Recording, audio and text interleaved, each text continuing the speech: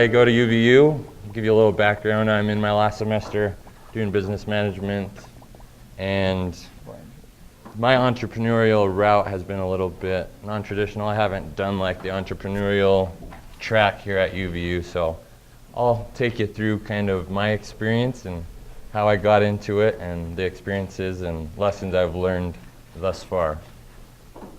So here we go. Like I said, my name's Andy Nielson from St. George. So I grew up, in the Red Rock outdoors. I loved going hiking, all those types of things. And my dad, my first kind of entrepreneurial adventure was I discovered my dad had a big old set of records. And they're probably about, probably your parents or grandparents have stacks of LPs as well. I don't know if that's something you've seen at your house, but that was one thing I saw. And I said, hey, these CDs actually might be kind of good. I want to listen to them. So I started doing some research, looked into some equipment. I actually spent about $500 or $600. My sisters, my mom kind of thought I was crazy. You're spending $600, you're in high school, you're not going to make any money on this. My idea was to take these records, put them onto CDs for people, cassette tapes, put them onto CDs for people. And I actually ended up making about $1,000 just in 5-10 hours a week while I'm doing homework. I'm letting things record, and it was a good little adventure. That was my first experience with entrepreneurship. So by that time I caught the bug, as you say. My next little experience after growing up in St. George, I went on a mission to Ghana in West Africa. That's this little country, probably about the size of Utah. And there, 3 things that I took away from that experience was how to approach anyone, basically how to talk to people from different cultures. And it opened my mind to ideas that kind of extend beyond Utah. I think we are in a bubble in our mindset in many ways here in Utah, but when we go outside, I'm sure most of you have, you get to experience some of the other needs that the world has, some of the other demands that we can solve in the world. So these are all things that factored into me wanting to be involved with entrepreneurship. Now, specifically what my first entrepreneurial project, I guess legitimately you could say, is a company called Musicscape that I started about last year. And the story behind it is my family, we used to perform at Christmas time in St. George. We would perform at the Visitor Center and at the St. George Tabernacle, if you guys have ever been there. And we would put on simple performances there for the community. And my dad was our accompanist, so he would play for us on the piano. And most of the time, he would have his sheet music to set on a piano stand, and it would either fall off, get blown down by a wind draft, or he'd be using a binder. He'd be having to turn page after page, 10, 11 pages, and he just got tired of it. So this picture, what you see here, is his prototype. He basically got some tape, some file folders. He put this together, and I'll pass around a few prototypes here later. But essentially what it does is it allows a musician to utilize up to 8 pages of music, and you only have to make 2 page turns. So as I said, it deals with that frustration. I thought, well, that might be a pain point in the marketplace, so let me see how I can best test this. So when we're entrepreneurs, we have a lot of questions. We're kind of generalists in a way. For myself, I kind of think of myself as a generalist. I'm good at a lot of things, but I'm not an expert at many things. And that could be a problem if you're not networking with other people who can help guide you. So one of the biggest challenges for me as an entrepreneur was taking that prototype and making it into a real quality product. And to do that, you need money and you need connections. So UVU came in brilliantly for me at this point, and I met Shauna earlier when I started at UVU. I got involved with the Entrepreneurship Institute, got into some of the student groups, and through that I was made aware of their Opportunity Quest competition. In this competition, you've had an opportunity this year to see some of the presenters. Just in the last month, we were able to see those. I was actually the winner for 2013, and I was able to take away $3,000 from that. And I used that to get a provisional patent. And I'm about 2 weeks out from getting a real patent. So without that, I don't know that I could have succeeded as fast as I would have. It may have taken me three or four more years to get the money I needed to. So use your resources. One of the things I often say to my friends, sometimes they say, Andy, you don't like education because you're always talking about how there's a lot of BS to school. But the point of that is that most of the things in school that benefit us the most aren't required for you to do. So for example, all the networking you do, meeting people like Shauna, entering in competitions, meeting other students who are working on different projects that you become involved with, none of those things are required. You take your own initiative and you do those things. And that is the result. I got $3,500, which is a big win for me. I hope it will become a big win for UVU. They could use me as a poster boy of sorts. But I'm still in the process, and this last bullet point, why I won, okay, everyone has an idea. But one of the first things you need to learn is don't just rush into spending money and time and resources before you validate that idea. Validate meaning you actually test it and see if it's going to work in the real world with real people. So the way I did that is I went to BYU, just set up a table outside their music school, and I talked to about 50 kids, gave them a donut if they filled out a 1-minute survey, and it took me like 30, 40 minutes to get 50 responses. About over 50% of those were very positive. And out of those 50, I think 8 of them were piano players, and 7 out of the 8 said, yes, let us know when this is available and we'd love it. So that was a small test for me. That's not the only thing. It's not like, okay, now I'm going to be a millionaire. But that was like, okay, I can proceed with putting a little more time, money, investment into this to make it better.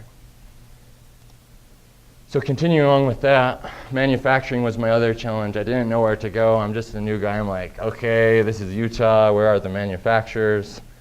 I called up some people. They're like, no, we don't do that. We don't manufacture file folders or anything of the sort. So how did I find my manufacturer? Eventually, I ended up just going to the only manufacturer I knew of in Orem, which was a group called Traco Manufacturing.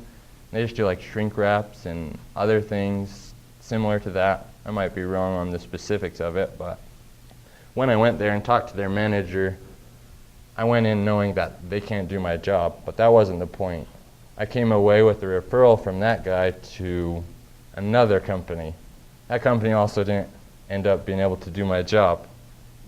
But I followed the chain for long enough that I ended up finding a manufacturer here in Utah that actually could produce my product, and they have helped me with making it better. So there's a lot to be said for just hustling and networking with people, even if you think, oh, these guys aren't going to be able to fulfill my job at first sight. Before I had done that, I had gone to China. I hadn't actually gone there myself, but I was networking with some people who had contacts there. And I'll pass around now, kind of the difference between the products I have. This one here on the left, you'll be able to tell which one is better. But that's the difference between the quality I had in China and the quality I had here in Utah.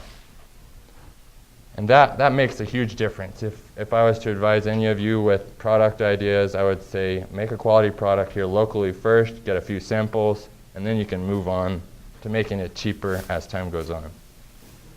So you can see the before-after pictures. I'm not sure that that's the best view, but you'll get to see it here. My next steps in the process, like I said, I haven't made it big yet. I'm continuing to network with people, to talk to potential investors, to talk to people who could help me market this better. And I've been accepted on Kickstarter. That's probably out 2 to 3 weeks, so you might be seeing that if you follow Kickstarter at all. It should be up within the month, I'd say, before your spring break is over. Hope to see it up. And like I said, sales and promotion, that will be the ultimate test for any of us to validating a business idea, an actual business idea. Let me see if I can pull yeah, it's not going to come up, but anyway. So from that, some of you are probably like, how is this working? So I want to just briefly show you. So a musician, when they put music on the stand, they only have about space for 3 or 4 pages of music. So with this folder, okay, the way that they have it viewing here, you'll open it up first. So when it's on the stand, this is the view you'll get. A musician starts like this. You'll have 1 and 2 pages, and your pages just slip in from the side. So after that, they go through their first page, they go through their second page, they make a turn, they have 3, 4, 5, and 6 pages of music. If they have 7 and 8, they just make one more turn here. They have 7 and 8 pages of music. It's really simple to fold up, you go on your way. Maybe you're a salesman, other presenter. It's kind of like a portable whiteboard in a sense as well. So I'm looking into different markets besides just the musical for this, and I've seen some good success. But from all that I've learned in my life in my short time with entrepreneurship, these are some of the takeaways that I would give to you guys if you have ideas or projects or businesses that you're thinking about starting. So first, generate lots of ideas every day. Some of you work in sales, I assume, making calls, setting appointments for closers, or you're actually the closers. And if you do that, you'll realize that it takes thousands of calls to get some qualified appointments. So just with ideas, if you write 10 ideas a day, that's going to multiply over the course of a year. And a few of those will be very good. You'll be able to test them quickly, without spending much money, and you're going to meet some people in the process of those projects which will have access to resources and other contacts that will help you get to the next level that you need to be at. So those are the things I would say take away from this. I've already told you about if you're doing a product-based project, I would highly recommend, again, staying here locally, getting it quality, and then using that process to educate someone overseas. And this quote, I use it in many aspects of my life. Of all the words of tongue and pen, the saddest star it might have been. There's no reason for you not to try, especially at our day and age. You can do things for so cheap, under $500, under $1,000. You can test and refine an idea. I have a friend, I don't know if he's here, is David Valentine here? I think he stepped out, but he started a business selling vinyl rolls on Amazon and eBay, and he started with a small investment like that, but now he's become very successful at what he's doing, and he's growing. So even UVU students like us, you've heard stories from BYU, you can all do that for very cheap, very limited resources and time. To validate your idea, get on Craigslist, post things, make a landing page, see how many people click register, make a focus group, come up with an incentive to why people should listen to you, what you have to do. Make a social media page. All of these things cost like probably $5 or $10 at most. Your time is the investment. So make the best use of the techniques of validation that you can, so that you can ensure you're not going to waste a lot of time and money on things that won't bring you to where you want to be. And if any of you need any help, I'm more than willing to talk to you about any of your ideas, anything that I can do. Like I said, I'm in the process, so you and I probably see more eye to eye than some of these well-established entrepreneurs.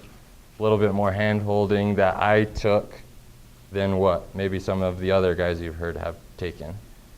So our website will be called Musicscape.com. If you hear it, maybe you'll be like, yeah, I met that guy. That's cool. He did something. So, and there's my contact information if you should want to throw anything by me. I'd be more than happy to connect you with people I know in my network and help you as best as I can. So, thanks for your time. And if you have any questions, anyone have any questions for me?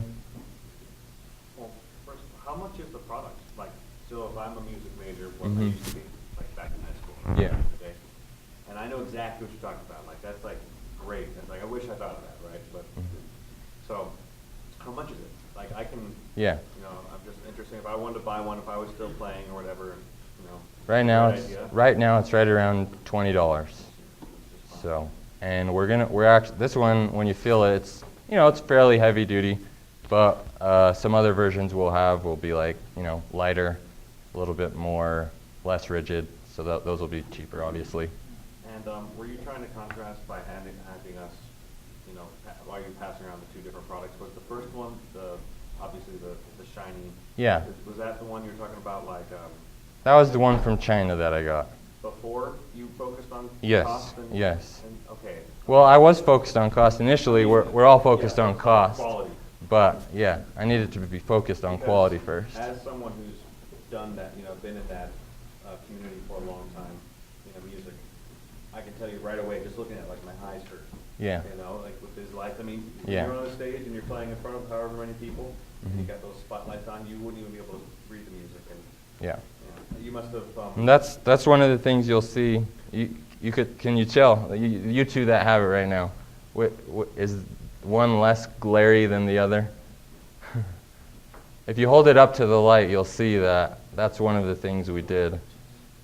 So, I mean, your eyes would be fine looking at this one versus that one. You're going to be blinded and it won't work. Did you discover that through coercing people with donuts?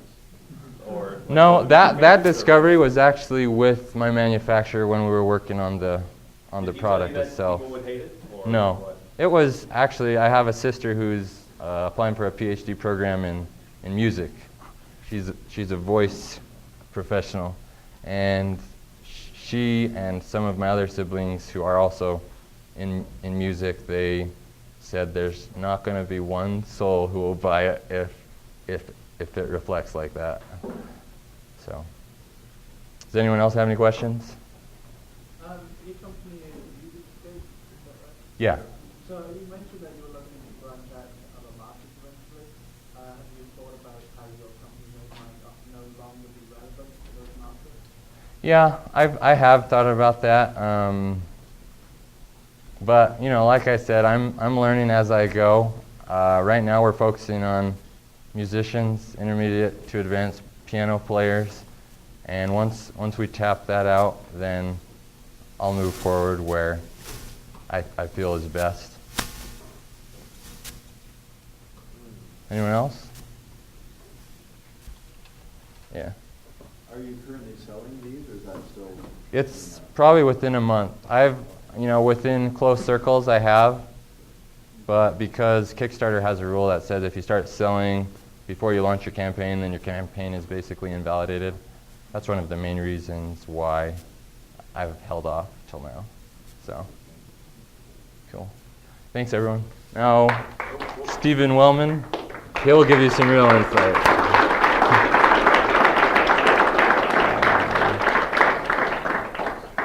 Do you want anything?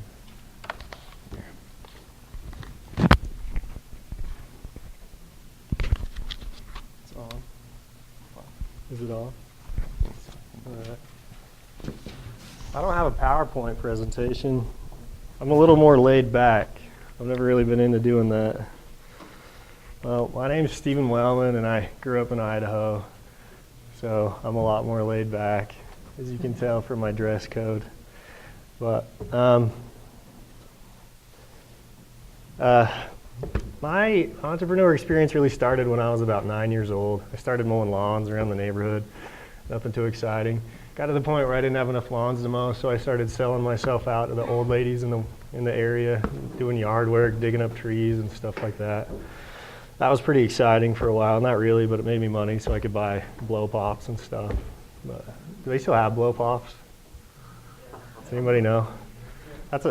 Anyways, whenever I see blow pops, that's what I think of. I think of when I was mowing lawns back in the day, right? So Shauna wants me to talk a little bit about acquisitions, mergers, strategic partnerships. I was in Opportunity Quest last year, and Andy whooped me. I took second. So my first real business, though, when I was 21, I went to work for a construction company. And as I talk to people, a lot of them have questions like, what's a good place to start? Or how do you know you have the bug? Or how do you get an idea? And I'm going to start with something, and then I'll finish it at the end. But I want to tell you guys, I think business is simple. I think business is so simple. Everybody overcomplicates it, right?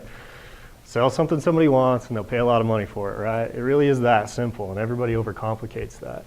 So when I was 21, I went to work for a framing company. I didn't want the job, but it paid more than everything else. I was starting school in a few months, so I figured it'd just hold me over until I started school, and then I'd move, and I'd get a job that I was happy with, right? So how many of you know what you want to be when you're all grown up? Like 6 of you? Yeah. All right. The rest of you guys speak English, or you just don't know? All right. So of you that know what you want to be when you grow up, how many of you actually have a job doing what you want to do when you're all grown up? All right, a few of you. All right, that's good. Most people, I would contest, 90% of people aren't doing what they want to do, right? So those of you that are working at jobs and you don't know what you want to do, or you're doing what you don't want to do for the rest of your life, how many of you really care about your job? How many of you work hard, put in extra effort every day, try to make it better, show ambitious, show up early, go home late, do things outside of what your job purview is? See a couple of hands. Well, when I started framing, I was the opposite. I didn't want the job. I hated it. It paid more. It was good for school, right? So I was a few minutes late every day. I never applied myself. I didn't really learn the trade or what we did. And during that time, I started dating, who's my wife now. So we ended up getting engaged, and then I had to put school off for a semester. And I was like, man, I'm going to be here for a little while. So I started to apply myself a little more. And I found out actually that the owner of the company was going to fire me because he could tell I had no motivation. I didn't want to be there, right? But the guy that ran our crew was like, oh, we need the help and we'll be shorthanded without him. So basically I kept my job because they couldn't afford to fire me. And so I didn't find that out till way later on. But anyways, I started to apply myself. I'm like, well, if I'm going to be here, I might as well work hard and figure out how to do this. So I started to learn how things worked, why we did certain things, what clients wanted what. The ones did this. We did a lot of custom work, and I ended up picking it up pretty quick. And over the next 6 months, our company grew quite a bit. Our company owned a bunch of subdivisions. They built a lot of custom homes, and they ran framing crews. So my boss, the head of our framing crew, went up. He got promoted, and he went to go be a superintendent for the company and ran half of all the construction stuff. So then, because of the effort I'd put in the initiative I showed, they promoted me and put me over all of the framing for the company. So that was a good experience for me. I learned a lot more. I applied myself harder. I tried to see outside of what it was that we did. And then 4 months later, they came to me and said, we're just growing too much. We can't afford to support all this anymore. So we're going to lay off all the framers, and we want you to become a superintendent. So I stepped up, and then I ran half of all the constructions and subdivisions and all that the company ran. So in 3 months, I went from them wanting to fire me and having nothing to, 8 months later, I was running half of everything that the company did, but that was because I applied myself and I showed initiative. So while I was there, I met a bunch of subcontractors and homeowners and all sorts of people, right? I tried hard to build good relationships with all of them. I took a bunch of crap when I really didn't have to because I built a good relationship with them, right? So then a year and a half later, a few of them came to me and said, hey, a few contractors said, since you guys stopped framing, there's not a whole lot of people around that really do a good job anymore. So if you want to start a framing company, we'd throw some work your way. So I thought about it for a little while. I talked to my wife about it. I called one of my friends that worked for one of my subcontractors, and I was like, hey, I might have an opportunity. You want to come talk about it? So we talked. We ended up partnering up, and that's when I formed my first company. So I was 24 years old then. So we started a framing company. We called it Atlas Builders. Had a guy holding the world. It was pretty awesome. We thought we were pretty cool, right? So Atlas Builders, then we worked hard. Met a lot of people, did good work. We ended up having more work than we knew what to do with, and that led to starting 3 other companies. So I was running 4 construction companies, and my partner decided he didn't like construction. He wanted to do something else, so I bought him out. And he went off to do some stuff. And then when I was 26, I had a couple other opportunities. So I was buying a restaurant and a big multi-million-dollar construction supply company. And 2 days before I was going to go in and close the deals on those companies, my wife sat me down. She's like, you absolutely hate what you're doing. Are you sure that you really want to expand that? And I thought about it for a minute, and I was like, you know what, you're right. I'm just doing this because, I make good money and I'm good at it, but I really hate it. And so I backed out of those deals, and then we ended up selling our companies, and I moved here to Utah because that's where my wife's from, and they go to school. So I started going to school, and I couldn't not work. So I went out and I got a job at a call center. How many of you had a job at a call center? Sucks, right? There's a few good ones, but I hated it. But still, I put in the effort because I couldn't not. After owning all these companies and running all these people, I realized how the owner saw it. And I was like, if I'm not doing this stuff, then I'm not giving him what he expects, right? So I worked hard, I applied myself, and within 6 months, I was made the operations manager, and I was running the call center. And then I got the opportunity to work at the company I work for now. I do doing inspections for big gas station chains. We do environmental compliance. So I transferred over and I did that. And once again, I worked really hard, and now I'm running half of everything that company does. But because I worked really hard with our clients and our customers, I saw a few big holes in the tools that we use. So we have these inspectors. I run 20 guys in 32 states. There's all this work that they do, these forms that they have to fill out, but how lame is it to fill out paper forms and then try to turn them in or to scan them or to upload them? How long does that take? Forever, right? So you get these big gas station chains with, 3,000 stores, and they're trying to manage all these forms and the work and who's doing what, and it's all over the place. So we came up with an idea, and this is one of the first lessons I'd share. So if you want to be an entrepreneur, you need to surround yourself with people that you can talk to a lot, like what Andy was saying. So I have a friend who's been extremely successful, made a lot of money, started and sold a lot of companies. He's invested in a lot of companies you see around. Orange Soda, Alanzia. He's done work for Domo, Money Desktop. He's done a lot of this stuff, and he approached me at one point, and he's like, I like the industry that you're in. I think it's not sexy, and that appeals to me. Nobody knows it's there. Nobody wants anything to do with it, so there's no competition. And he's like, I want to get involved and do something, because he knew that I was working on something, or I was trying to develop an idea. And I just told him, well, honestly, I don't need your help. You don't know anything about the industry. You have no expertise. You have no contacts. I don't need your money. There's really not a whole lot that you can offer. And he's like, all right, well, if you find a way to leverage me, and, I'd love to get involved. And I was like, all right, sounds good. So I try and I try and I try for like 3 months, and I get nowhere with it, right? Doing construction's a lot different than, technology and environmental science. And so finally I call him, I'm like, all right, I give up. I'll talk to you. I'm not getting anywhere with this, and you obviously know what you're doing. So we sat down, and we talked probably 3 or 4 hours a day for 3 weeks. Talking about what I did, who I knew, what the industry were, where I thought the problems were. We talked to a few other people, did some validation like he said, called some of my contacts and said, what's really good about the process? What's really bad about the process? And we ended up developing this idea. So for all these inspectors and all this work, we could develop an app that would manage these inspections. But the only things that currently exist in the market, they call them agnostic. So like 7-Eleven operates in 32 states. Each state runs its own program, so each state's requirements are different, right? So you can't have a one-size-fits-all, because in Utah, there's things called spill buckets, and they have a little metal tag you have to have, but you don't anywhere else. So you can't ask the question in the app, is there a tag in the spill bucket, because it'll go to all 32 states, right? And it makes these regulatory inspections null and void, because you either say it's not there and create an issue, or you say it is there and it's not, so that's technically considered fraud, right? So anyways, we approached the chains that did this work, the big companies, and said, hey, is there any way that we can customize these to do this? And they all said, no, it's impossible. So we're like, all right. So started talking to a few chains, a few people, and then pretty soon I was out doing some state inspections with the state of Utah, and one of their inspectors said, hey, we heard you guys are talking about this. Do you guys have anything, or is it just an idea or what? And so that led to a conversation with him, and I was like, well, we're building it, but we're still trying to figure out what it is that we need. And pretty soon this huge window opened up around this. We were getting calls from states, we were getting calls from health departments and big chains saying, hey, we heard you guys are working on this. So we entered Opportunity Quest, we won that, or took second. We did Grow Utah Ventures. They have a big competition called Concept to Company. If you guys are thinking about an idea, I'd look them up. Those are really, really good competitions. We took a runner-up in that too. And then we started working on it. So we got to the point where now it's all done. We signed a big contract with the largest contractor in our specific industry last week. We We've talked with 3 states. We can save them 40% of their budgets on what they spend on manpower by using an app instead of all paperwork. We can manage all their forms and deficiencies and violations. And we have contacts at the EPA. They called us and said, if you can really save these 3 states 40% on their budgets, then we'll pass regulations and require it in all 50, and we'll sign a contract with you to push that. That's a $107 million contract. I'll believe it when I see it.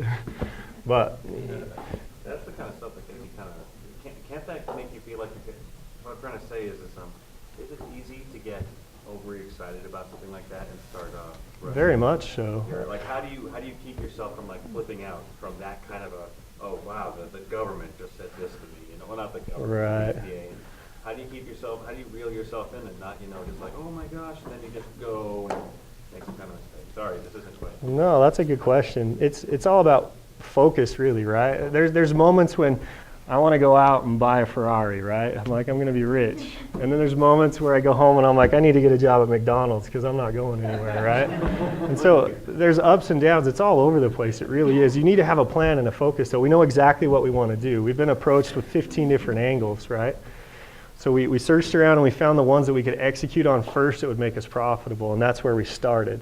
And now we're starting to loop in some of these other ones now that that piece is specifically built. But you need a plan. Without a plan, you'll end up all over the place. And you'll have a piece here and a piece here and a piece here, and they won't tie together very well.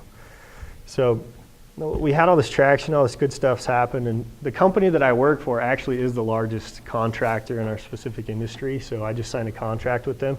And what we did to answer your question, you have to be very careful when you start a business, because your resource and your capacity is like this big, right? Especially when you're a startup. But when you're established and you're growing and your company's built, then your resource and your capacity is up here, right? Now what happens if an infant tries to take a bite of a watermelon? It's not going to work out so well, right? They're going to try because it looks good, right? And watermelons are awesome, aren't they? Especially when they're in season and it's hot outside. But it doesn't work like that. If you try to go after these big, huge guys, even if they say they want it, you have to be very, very careful. Not to say that you can't be successful doing that, but their expectations are a lot higher, and they're in a position to destroy you if you fail. So the company that we signed the contract for, they have 3 large customers, right? So 7-Eleven has over 3,500 stores, right? And they want to meet with us, they want to talk to us, but we've intentionally not included them in our deal, because we want to test that out on the smaller ones first and work out all the bugs and kinks, and then we can shift over, because there's all this work that we can take from 7-Eleven, and we're just doing one specific piece right now. So if we solidify that and we come in and we show them how well we execute on it, then you can take the rest. And if you stay with smaller companies initially, which is what I would recommend, we've come in, and because our system's so dramatically different from everybody else's, we'll get 2 or 3 calls a week from companies who want to see what we have. So the word's getting around. So as we grab a few of these smaller companies, next month we're going to meet with 7-Eleven after we've tested this out for 3 months with this other company. Then when we come to those big guys, they know who we are, they know what we're doing, and they know that we have some good market capture, right? And that also changes how you can negotiate with that company, right? If you walk up to Walmart and say, I want a deal, Walmart says, here's our terms, right? Well, if you do a deal with Ridley's and Albertsons and Allen's and you sell your specific product through there, and they can see an increase in their customers because people are coming to buy your product that they can't get in Walmart, then you can come to Walmart and say, look, I pulled 2% of your customers over to these stores because of my product. You want to get that 2% back, that costs you this much money, right? Which then gives you leverage to negotiate with, instead of walking in and then saying, well, we're big and we're huge and you want a piece of what we have, so here's our terms. It puts you in a position where you can negotiate the terms that work better for you, right?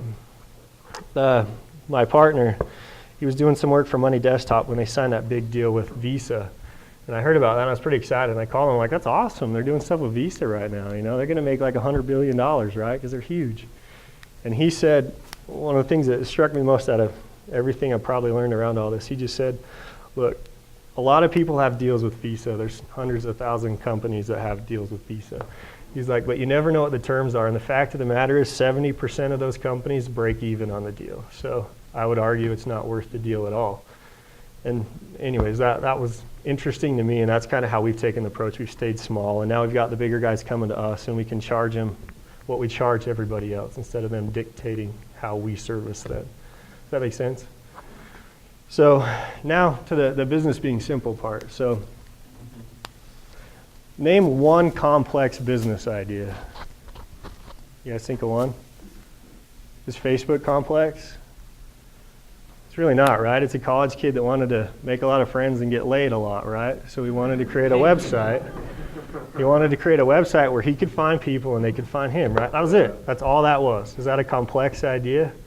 No, it's not, right? The execution can get complex, but the idea is very simple.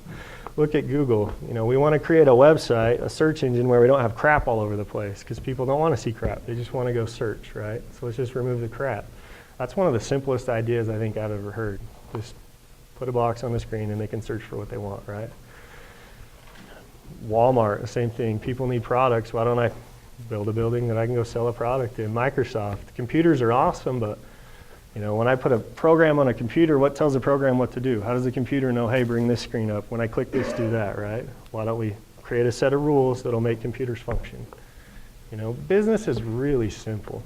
Business ideas are really quite simple. There's just a need out there, and you find it. The execution gets complex, but business is very, very simple. So let's talk a little bit about mergers and partnerships. The company that I work for, they're the largest contractor, but they have 3 specific pieces. So they have the inspection piece, which is this big piece. They have an airport piece where they service airport stuff, which is this other piece. And then they have a fuel piece where they sell all the fuel that airports use, you know, airplanes and rental cars and all that stuff. So, like I said, they're the largest inspector in the industry. So is that appealing to my business? If that's who I'm looking to service, right, there's a great advantage in me dealing with them.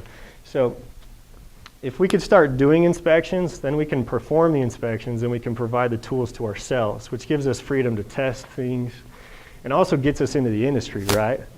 So we thought that it would be a good idea if we could buy that at some point, right? So we didn't come at it directly. I'm more of a fan of a more indirect approach. You guys are in college, so you know if there's ever a boy or a girl that you may not like, and then you found out that they liked you, and then it changed, and you over the next little while ended up liking them because they liked you. Does that make sense? Yes, no? Well, same philosophy. So what I did was there's 4 owners, and the operations manager, my boss, is really good friends with the owners. And my counterpart, the guy that manages the East, is their best friend.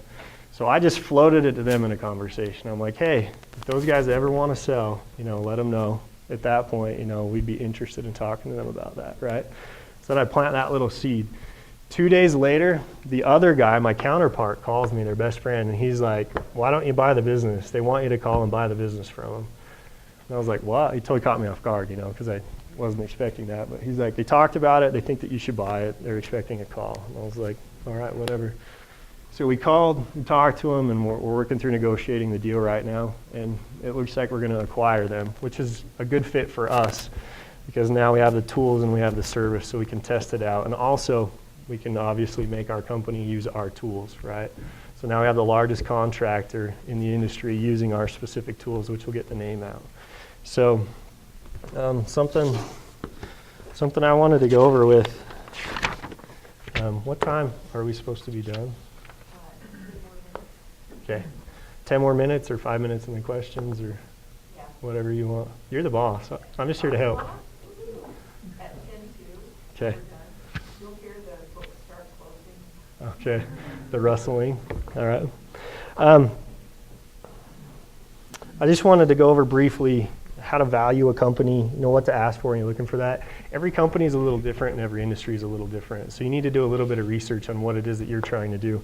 A lot of entrepreneurs don't start businesses, they buy businesses, right? How many of you want to buy a business? How many of you want the headache of starting one? All right, about half and half.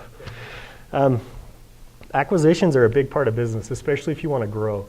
So when you start out, you need to ask yourself, what's my goal? What do I want to do? Is this something I want to keep for 50 years? Is this something I want to sell for 10 years and then exit? Because that changes your strategy, right? If you want to sell in 5 to 10 years, you're more aggressive. You're more aggressive with who you go after and what you build because you want to get bigger faster, right? You take a few more risks. If you want to keep it for 20 years, 30 years, it's more calculated. You want it to be more solid and solidified as you move, right? Because that makes a big difference. So in our industry, the the piece that we're buying, it's their service contract, so it lasts for 3 years or 5 years or whatever it may be. So the value of the company, ours, is 1 times whatever the profit on that is. So some it's 2 times revenue, some it's 3 times profit. It really honestly varies depending on the business that you're going into. But there's several things that you need to look at when you do. What we asked for initially, there's just 4 pieces. The first is finance. We wanted 3 years of audited monthly income statements. Then we wanted 3 years of cash flow statements, right? And then a current balance sheet. Then the last part was customer segmentation. We wanted all the details on the contracts. How many contracts did they have? What was the date? What's the ending date? What are the services provided? How are the payment terms and methods? That's very important because some companies like 7-Eleven, they pay quarterly, right? So you have to float the first 3 months yourself until you get the check. So things like that matter. And then how do they pay? Is it a check? Do you have to set up a merchant account? Those things all change. Then we had corporate and legal. We want to know a capitalization table. You want to know who the owners are and what their equity is. Any refusal of rights to service, any potential lawsuits, any current lawsuits, anything like that, any breaches of contract the company has been through or is going through. And then, operations. We want to know how many managers there are. We want to know which managers' salaries are redundant, right? There's always those in some of them.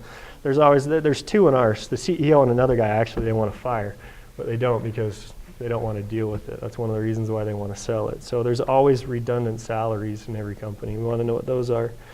And an organizational chart, who works for the company, who's who, and then a recommendation from them on who we should keep and who we should let go and why.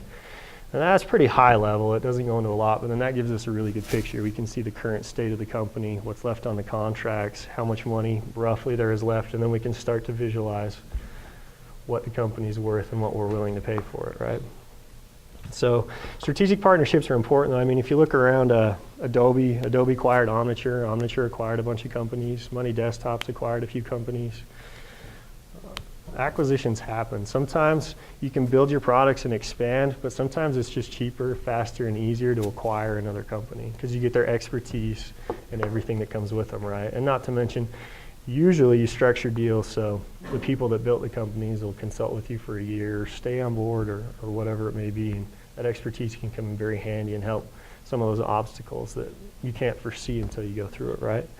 So, got about 4 minutes left, so I guess I'll turn the time over if anybody has any questions or anything. My freckles are natural, so if anybody wants to know.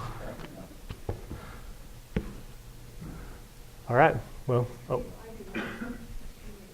How long did it take you to go through the due diligence on the company that you are looking to buy, or have you already acquired it? we've had it for about a week.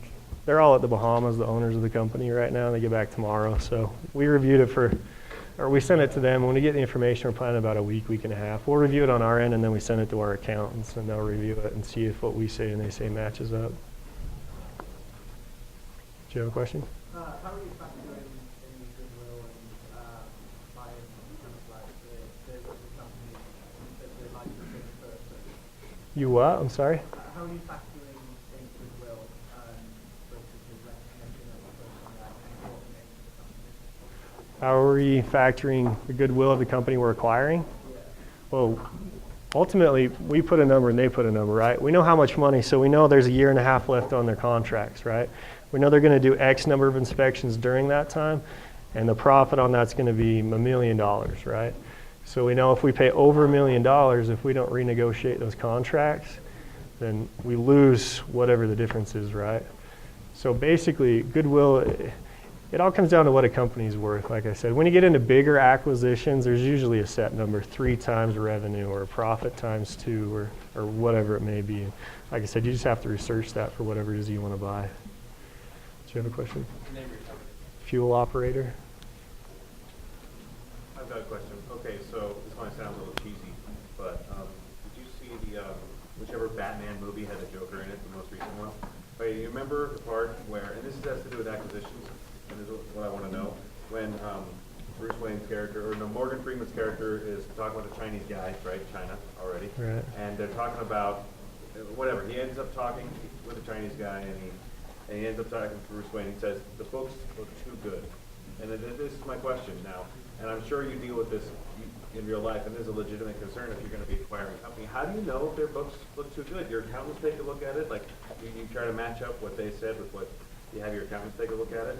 But like, I mean, that's a legitimate risk if you're talking about acquiring companies, Well, right? What if they it all comes to experience, falsify right? their stuff and you buy a Which can happen, and that's why you need to do diligence. As we get farther in, we'll check out more of what they have to say. I've ran half of the company for over a year now, so I know exactly what the company does, and I know if they're lying or not. But if it's something you don't, that's why you get all of their financial. This is just a high-level quick look where they send us the stuff and we see the overall picture of the company, right? You don't want to get down to nitty-gritty details and all this in the beginning. First, you want to see if it's a good deal. It comes to focus, right? Focus. You look at the information. Yes, this is a good deal. All right, it looks like it's a good deal. Roughly, this is what we think that you have. Now send us, your in-depth financial information. We want to see expenses. We want to see liabilities and assets and all this stuff, right? And then they break all that down and you see if it matches up. But ultimately, if you're making a big acquisition, I'd say pay a lot of lawyers and attorneys. That's what they do. So, thank you.